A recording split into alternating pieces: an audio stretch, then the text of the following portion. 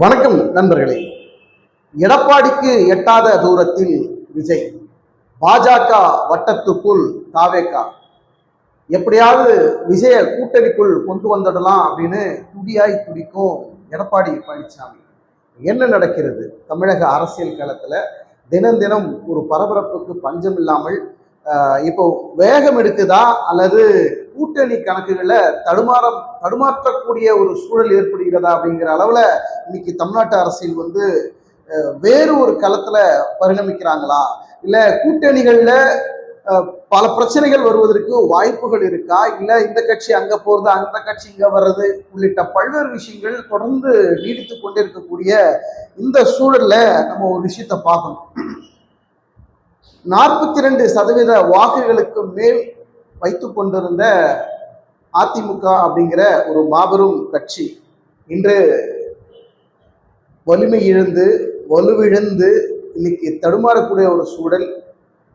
எப்படியாவது ஆட்சியை பிடிக்கணுங்கிறதுல எடப்பாடி தீவிரமான முயற்சி பண்றாரு. அதுல எல்லா கட்சியினுடைய தலைவர்களும் அடுத்து நம்ம ஆட்சிக்கு வரணும், நம்ம தான் முதலமைச்சர் ஆகணுங்கிறதுல ஒரு குறிக்கோள் வச்சிருப்பாங்க. அது தவறு கிடையாது. ஏன்னா ஒவ்வொரு இலக்கும் நம்ம ஆட்சி பிடிக்கணுங்கிறதுல அந்தந்த கட்சி கடுமையாக போட்டி போடுவாங்க. அதுபோலதான் திமுகவும் சரி அதிமுகவும் சரி மீண்டும் மீண்டும் நம்ம ஆட்சிக்கு வரணும் அப்படிங்கிறதுல ரொம்ப தெளிவா காய் நகர்த்துறாங்க. இங்க நம்ம ஒரு விஷயத்த தெளிவா பார்க்கணும்.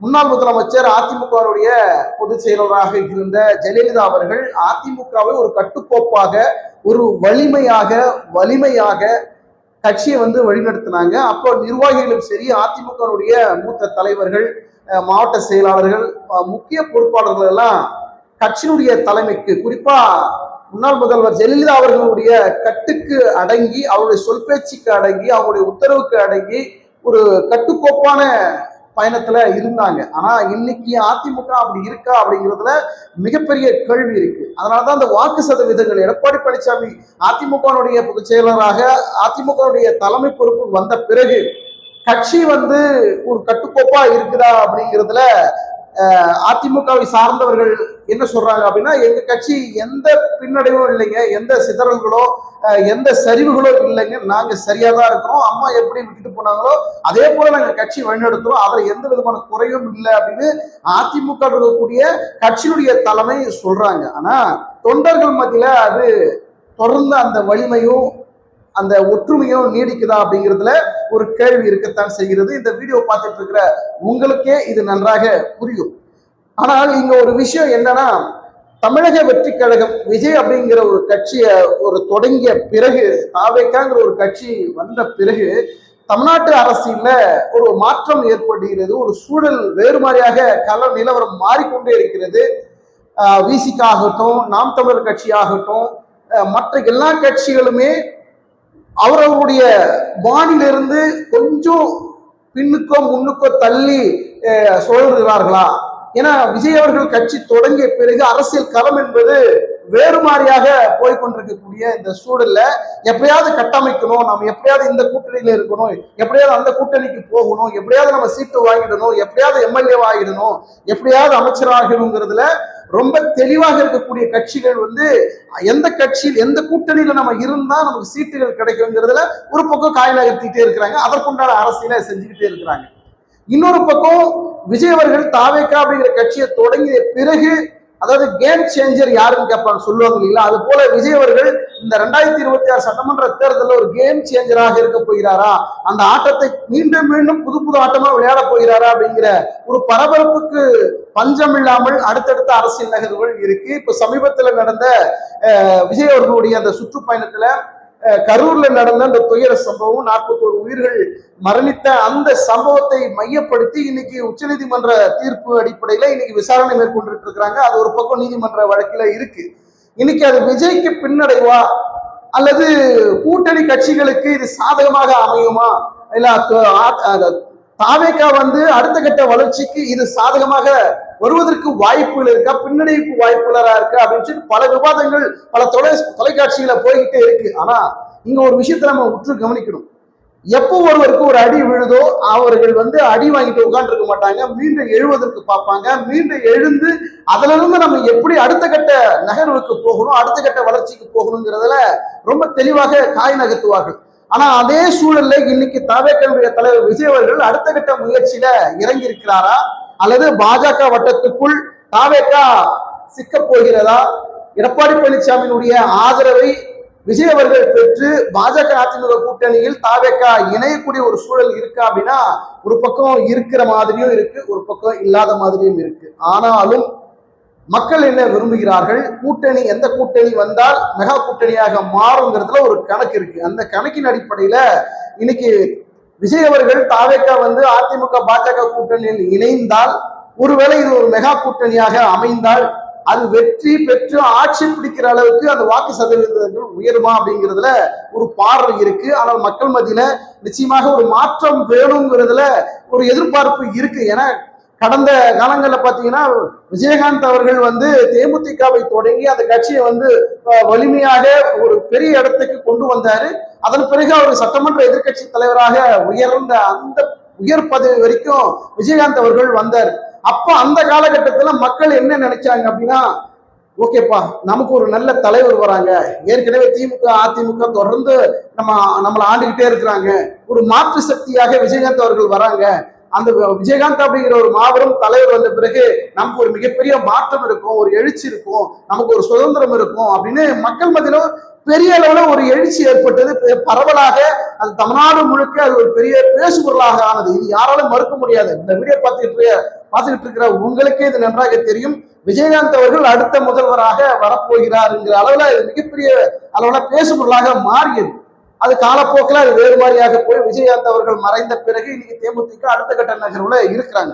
அதே சூழல்ல இன்றைக்கு விஜய் அவர்கள் அந்த இடத்தில் விஜயகாந்த் அவர்களுக்கு என்ன இடம் அங்கு இருந்ததோ, எப்படி ஒரு மாஸ் இருந்ததோ, அதே போல விஜய்க்கு தற்போது இருக்கு. அந்த விஜயகாந்தை தவறவிட்ட மாதிரி இப்ப நம்ம விஜயை தவறவிடக் கூடாதுங்கிறதுல கூட தொண்டர்களும் சரி, பொதுமக்களும் சரி, எந்த கட்சியும் சாராத பொதுமக்கள் எல்லாருமே அப்படி ஒரு நினைக்கிற ஒரு எண்ணம் இருக்குது அப்படின்னு சமூக வலைதளத்துல நம்மளால பார்க்க முடியுது. அது காலப்போக்கில் அது எது எப்படி போகும் அப்படிங்கிறதுலதான் அடுத்தடுத்த அரசியல் மையப்புள்ளி நகரும் அப்படிங்கிறது நம்மளுடைய பார்வையாக இருக்கு.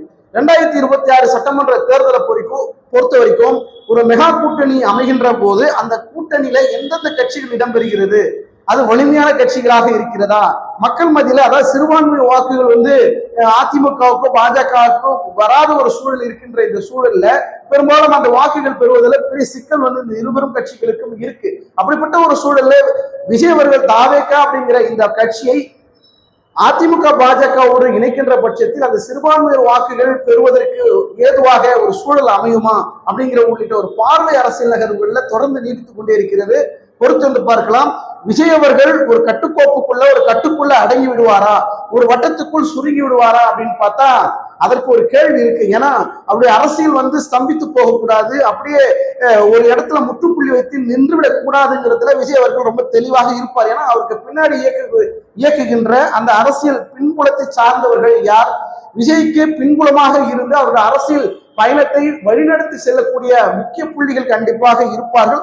அவர்கள் பல ஆலோசனைகள் கொடுத்து கூட்டணிகள் போனா நமக்கு இப்படி ஒரு சூழல் இருக்கும், தனித்து நின்றால் நம்மளுடைய ஒரு வளர்ச்சி இருக்கும், இல்ல வீழ்ச்சி இருக்கும், 2+R- பார்த்து தான் நம்மளுடைய அடுத்த கட்ட அரசியல் நகர்வுகள் இருக்கும் அப்படிங்கிறது இன்றைக்கு இருக்கக்கூடிய தமிழக அரசியல் கால நிலவரமாக இருக்கிறது. ஆனால் நம்மளுடைய பார்வையாக என்ன இருக்கு, நம்முடைய கருத்தை என்ன முன்வைக்கிறோம் நம்முடைய புதுவரவு டிவி சேனல் சார்பாகனா, ஒரு மெகா கூட்டணி அது பாஜக அதிமுக கூட்டணியில விஜய் அவர்கள் இணைகின்ற பட்சத்தில் மற்ற சிறிய கட்சிகள் மற்ற கட்சிகள் எல்லாம் இந்த கூட்டணி இணைகின்ற பட்சத்தில் ஒரு மாற்றம் இருப்பதற்கு வாய்ப்பு இருக்கு, அதுல நம்ம மறுக்க முடியாது. அதே வேளையில அந்த மாற்றம் மக்கள் மத்தியிலிருந்து இருக்கா, தொண்டர்கள் மத்தியிலிருந்து இருக்கா, ஒரு மெகா கூட்டணி அமைத்து விட்டால் அந்த கூட்டணி வெற்றி பெற்று விடுமானா அதுலயும் ஒரு கேள்வியும் சந்தேகம் இருக்கு. ஏற்கனவே ஒரு பலமாக இருக்கக்கூடிய திமுக கூட்டணி இன்னைக்கு அங்க 9க்கும் மேற்பட்ட கட்சிகள் ஒரு ஒற்றுமையாக ஒரு பலமான ஒரு கூட்டணியாக அவர்கள் இருக்கிறார்கள். அவர்களை வீழ்த்தணும், அவர்களை மீண்டும் ஆட்சியில் அமரக்கூடாது அப்படின்னா எதிராளி மிகப்பெரிய அவர்களுடைய பலசாலியாக மாற வேண்டிய ஒரு சூழல் இருக்கு. அந்த சூழலை இவர்கள் உருவாக்குவார்களா? ஏற்கனவே விஜய் அவர்களுக்கு ஒரு மாசான வரவேற்பு இருக்கு, மக்கள் மத்தியில மிகப்பெரிய செல்வாக்கு இருக்கு. அந்த செல்வாக்கை எப்படியாவது நம்ம தக்க வைத்துக் கொள்ளலாம், நம்ம கூட்டணிக்கு கொண்டு வரலாங்கிறதுல அமித்ஷா அவர்கள் தீவிரமான முயற்சியில் இருக்கிறாங்க. எடப்பாடி பழனிசாமிக்கும் அது மிகப்பெரிய அளவுல வரவேற்பாக இருக்கும். தமிழ்நாட்டினுடைய அரசியல் நகர்வுகளில் விஜய் அவர்கள் அடுத்தடுத்த நகர்வுகள் விஜயை மையப்படுத்தியே இந்த 2026 சட்டமன்ற தேர்தல் நகரும் அப்படிங்கிறதுல எந்த அளவுக்கும் சந்தேகம் இல்லை. விஜய் அவர்கள் என்ன முடிவெடுக்க போகிறார், கூட்டணிக்குள் இறங்க போகிறாரா இல்ல தனித்து நிற்க போகிறாரா அப்படின்னு பார்த்தா கூட்டணியில் வருவதற்கு 50% வாய்ப்பு இருக்கு, தனித்து போவதற்கும் 50% வாய்ப்பு இருக்கு. ஆனால் அந்த 50-50ங்கிறது எப்ப அது 100ஆக மாறப்போகிறது, தனியாக இல்லாமல் கூட்டணிக்குள் வந்தால் விஜயனுடைய ஸ்டாண்ட் என்ன இருக்கு? ஏன்னா அவருடைய கொள்கை எதிரி அரசியல் எதிரி அப்படின்னு 2 பேரை பிரிச்சிருக்காரு. அரசியல் எதிரி திமுகவையும் கொள்கை எதிரி பாஜகவையும் சொல்லக்கூடிய விஜய் அவர்கள் எந்த கட்சியிலுமே கொள்கை சில நேரங்கள்ல சில காலங்கள்ல அந்த கொள்கையிலிருந்து பிசிறி போய் மாறுவதற்கு வாய்ப்புகள் இருக்கு. அரசியல் இதெல்லாம் சகஜமப்பா, என்ன நம்ம பேசுறதெல்லாம் ஒரே மாதிரியா பேசிட்டு இருக்க முடியும்? கடந்த 10 வருஷத்துக்கு முன்னாடி ஒரு விஷயத்த சொல்லியிருப்போம், ஒரு கொள்கை சொல்லியிருப்போம், அந்த கொள்கையில சில மாற்றங்கள் இருக்கும், சில அப்டேஷன் இருக்கும், அது போல நாங்க மாத்திக்கிட்டோம்பா அப்படின்னு சொன்ன நிறைய கட்சிகள் இருக்கு. அது போல விஜய் அவர்கள் அடுத்த நகர்வுல நம்முடைய கொள்கையில பாஜக கொள்கை எதிரின்னு சொன்னாரு, அதுல இருந்து மாற்றம் பெற்று கூட்டணிக்குள் வருகின்ற போது விஜய் அவர்களுக்கு இது பெரிய பின்னடைவாகவோ இல்ல விஜய் அவர்களுக்கு தாவேக்காவுடைய கட்சிக்கு இது சரிவை ஏற்படுத்துவதற்கு வாய்ப்பு இல்லை. ஆனால் தனித்து நின்றால் விஜய்க்கு என்ன பலம், தாவேக்கா வெற்றி பெறுவதற்கு என்னென்ன பலமான சூழல்கள் அமைய போகிறது, 2026ல அவர் எடுத்து வைக்கக்கூடிய ஒவ்வொரு முடிவுகளிலையும் தாவேக்கா வளர்ச்சி அடுத்த கட்ட வளர்ச்சி எப்படி இருக்குங்கிறதுல தீர்மானிக்கக்கூடிய விஷயமாக தனித்து நின்றால் கிடைக்கும். இதை கூட்டணிக்குள் வந்தால் ஒரு பலமான கூட்டணி அமையும், பலமான கூட்டணி அமைந்தால் ஆட்சி அமைப்பதற்கு ஏதுவான ஒரு சூழல் அமையும். ஆனால் அப்படிப்பட்ட சூழலை இன்றைக்கு இருக்கக்கூடிய அரசியல் கள நிலவரத்தில் எளிதாக ஒவ்வொரு கட்சியும் விட்டு விடுவார்களா? எப்படியாவது அந்த கூட்டணியை கலைக்கணும், எப்படியாவது அந்த கேமை அவுட் பண்ணணும் அப்படிங்கிறதுல எதிர்கட்சிகள் எதிரி கட்சிகள் எல்லாம் சூழ்ச்சிகளை வகுப்பார்கள். வெற்றி, ஏன்னா நம்ம வெற்றி பெறணுங்கிறதெல்லாம் தீவிரமா இருக்கும் போது எதிரணியை வீழ்த்தணும், அதுதான் ஒவ்வொரு கட்சியிலையும் ஒவ்வொரு கூட்டணியுடைய தாரக மந்திரமாக இருக்கும். அது திமுக இருந்தாலும் சரி, அதிமுக பாஜக கூட்டணியாக இருந்தாலும் சரி, நாம் தமிழர் கட்சியாக இருந்தாலும் சரி, தாவேகாவாக இருந்தாலும் சரி, எந்த கட்சியாக இருந்தாலும் தான் ஜெயிக்கணும் அப்படின்னா எதிராளியை வீழ்த்தணும். அப்ப எதிராளியை வீழ்த்தணும்னா நம்ம பலமான இடத்துல இருக்கணுங்கிறதுல திட்டமிடுவதில் யதார்த்தமான ஒன்று.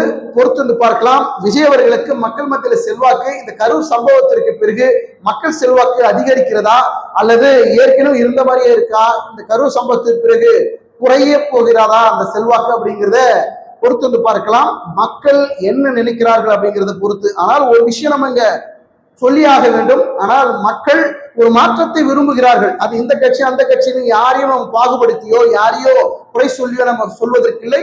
ஆனால் மக்கள் மாற்றத்தை விரும்புகிறார்கள், மாற்றத்தை எதிர்பார்க்கிறார்கள். அந்த மாற்றம் யார் கொடுப்பது அப்படிங்கிறதெல்லாம் தமிழ்நாட்டு அரசியல்ல இன்றளவும் மிகப்பெரிய பேசுபொருளாகவும் அசைக்க முடியாத ஒரு இடமாகவும் இருப்பது அந்த மாற்றம் தான். அந்த மாற்றத்தை மாற்றக்கூடியவர்கள் யார், எந்த தலைவர் அதை மாற்றப் போகிறார், ஆட்சியில் 2026 அமர் போடக்கூடிய அந்த மாபெரும் தலைவர் முதல்வர் யார் அப்படிங்கிறது தமிழ்நாட்டு மக்கள் மிகப்பெரிய அளவில் எதிர்பார்க்கக்கூடிய ஒரு சூழல்ல இன்றைக்கு தாவேக்கா தடுமாறுகிறதா, தடம் பதிக்க போகிறதா, அடுத்த கட்ட வளர்ச்சியை நோக்கி விஜய் அவர்கள் செல்ல போகிறாரா, உச்சநீதிமன்ற வழக்குகள் தாவேக்காவுக்கு விஜய் அவர்களுக்கு சாதகமாக வெற்றியாக வருகின்ற பட்சத்தில் தாவேக்காவுக்கு வளர்ச்சி பாதையில போகுமா அப்படிங்கிற உள்ளிட்ட பார்வைகள் அதிக அளவுல எதிர்பார்ப்பை எழுப்பியிருக்கு.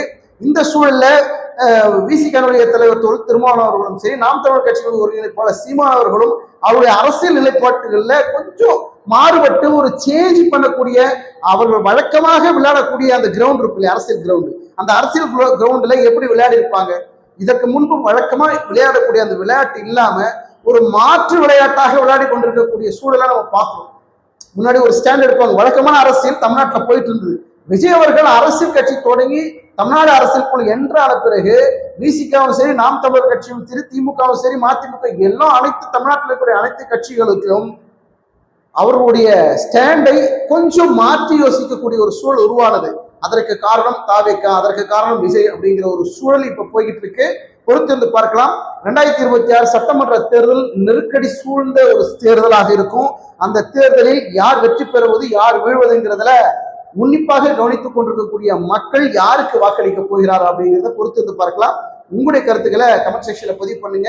எடப்பாடி பழனிசாமி அவர்கள் மீண்டும் ஆட்சி பிடிக்கிறதுல தீவிரமா இருக்கிறாரு. ஏன்னா அவர் இந்த முறை ஆட்சி அதிகாரத்தில் எடப்பாடி பழனிசாமி அதிமுக வந்தே ஆகணும், அப்படி வரலன்னா அடுத்தடுத்த அரசியல் நிலைப்பாட்டை எடப்பாடி பழனிசாமிக்கு அது மிகப்பெரிய பின்னடைவை சந்தித்துக் கொண்டே இருக்கக்கூடிய ஒரு சூழல் உருவாகும். அதற்காக எந்த எல்லைக்கு போவதற்கும் அதிமுக ரெடியா இருக்கும், பாஜக ரெடியா இருக்கும். அதுல தாவேக்காவை இணைத்து வெற்றி பெறுவதற்கு உண்டான மெகா கூட்டணி அமைப்பதற்கு உண்டான வேலைகள்ல இந்த இருவரும் கட்சிகள் பாஜகவும் அதிமுகவும் செயல்படும். குறிப்பா எடப்பாடி பழனிசாமி இந்த கூட்டணியை மெகா கூட்டணி அமைக்கிறதுல தீவிரம் காட்டுவாரு. பொறுத்து பார்க்கலாம். உங்களுடைய கருத்துக்களை கமெண்ட் செக்ஷன்ல மறக்காம பதிவு பண்ணுங்க. நம்முடைய வீடியோக்கு ஒரு லைக்கை போட்டுட்டு பிடித்திருந்தா இந்த லிங்கை எல்லாருக்கும் பகிர்ந்து சப்போர்ட் பண்ணுங்க. நன்றி, வணக்கம்.